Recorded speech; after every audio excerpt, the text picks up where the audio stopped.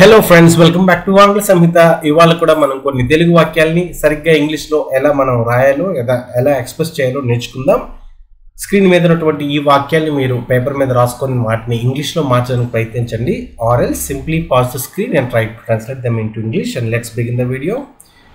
నాకు ఆమె సహాయం చేయగలిగేదే అంటే ఆమె సహాయం చేయగలిగేటువంటి స్థితిలో ఉంది కానీ చేయలేదు.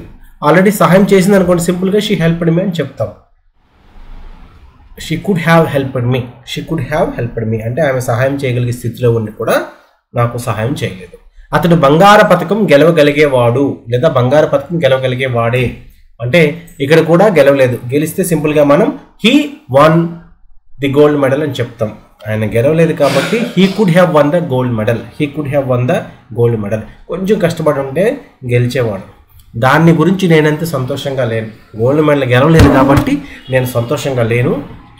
I'm not so happy about it. ఆత్మహత్య నిరసనలను రగిల్చింది.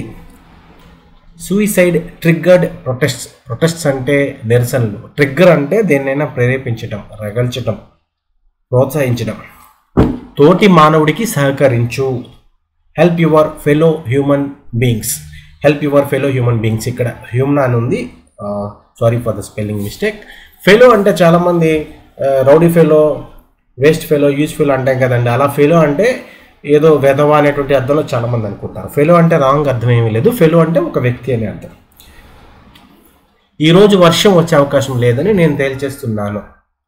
I rule out any rain today.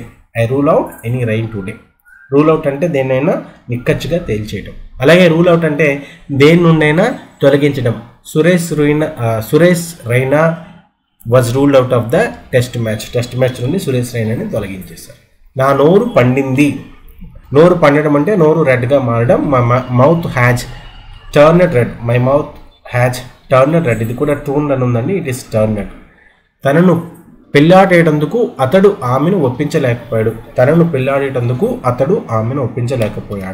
He could not put her up to marrying him. బుజ్జగించేందుకు నువ్వు చిన్నపిల్లవు కావు. You are not a child to be cajoled. బుజ్జగించడం అంటే క్యాజువల్ లేదా ప్యాంపర్ చేయడం అని మనం వాడచ్చు. So you are not a child to be pampered or to be cajoled. వాళ్ళు ఉంగరాలు మార్చుకున్నారు. ఎంగేజ్మెంట్లో ఉంగరాలు మార్చుకుంటారు కదండి, దాన్ని మనం ఎలా చెప్పొచ్చు అంటే they exchanged rings or they swapped rings అని చెప్పొచ్చు. అబ్బాయిలు అమ్మాయిల్ని ఏడిపించకూడదు. Boys are not supposed to tease girls. You are not supposed అంటే ఇది చేయడం నుంచి నువ్వు నిషేధించబడ్డావు. You are not supposed to cross this line. ఈ లైన్ నువ్వు దాటి రాకూడదు ఇలా చెప్తాం కదా. దీన్ని మనం boys must not tease girls అని కూడా స్ట్రాంగ్ వార్నింగ్ లాగా చెప్పొచ్చు. ఆమె గదిని శుభ్రం చేయించింది. She got the room clean. She clean the room అంటే ఆమె తనంతట తాను ఆ రూమ్ క్లీన్ చేసింది. She got the room clean అంటే ఎవరో పని మనిషి ద్వారా క్లీన్ చేయించిందని. I got my hair cut అంటే నా జుట్టుని బార్బర్ ద్వారా కట్ చేయించుకున్నాను అని అర్థం. ఐ కట్ మై హెయిర్ అంటే నేనే నా జుట్టుని కత్తిరించుకున్నాను అని అర్థం. ఆ దొంగను పోలీసుల దగ్గరికి తీసుకెళ్లేలా చేశాడు.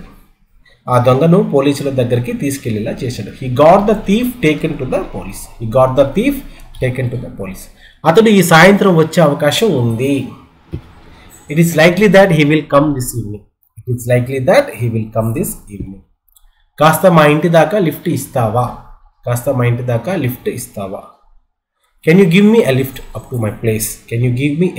To my place. ఇక్కడ అప్ టు మై ప్లేస్ అంటే చాలు, మనం హౌస్ అని రాయకపోయినా పర్వాలేదు. అరుగు మీద కూర్చో. Sit on the platform.